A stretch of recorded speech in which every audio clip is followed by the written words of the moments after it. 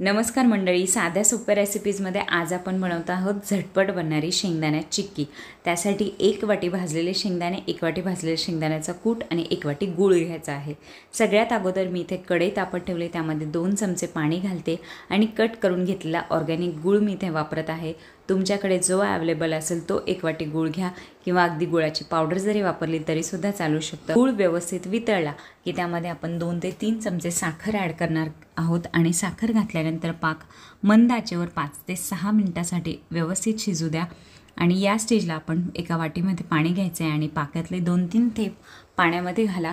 थोडंसं थंड झालं की हाताने दाबून बघा आणि या पाकाची जर पापडी तयार होत असेल तर समजायचं आपला पाक तयार आहे। आणि ते जर पापडी ओढली जात असेल तर पाक आणखी थोडासा शिजू द्या। तर इथे पाक तयार आहे। या स्टेजला मी याच्यामध्ये भाजलेले शेंगदाण्याचा कूट आणि 2 चमचे साजूक तूप घालून सगळं व्यवस्थित मिक्स करते। गॅसची फ्लेम बंद करायची आहे आणि ग्रीस करून घेतल्या किचन ओट्यावर मी थापून घेणार आहे। तुम्ही जर किचन ओट्यावर कम्फर्टेबल नसाल तर तुम्ही पोळपाटावर सुद्धा लाटू शकता।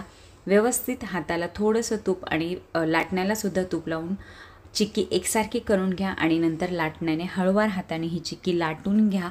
तुम्हाला हव्या त्या जाडीची आणि हव्या त्या आकाराची तुम्ही चिक्की लाटून घ्या आणि नंतर 2 मिनिटच फक्त थांबायचे आणि लगेच ही चिक्की कट करून घ्यायची आहे।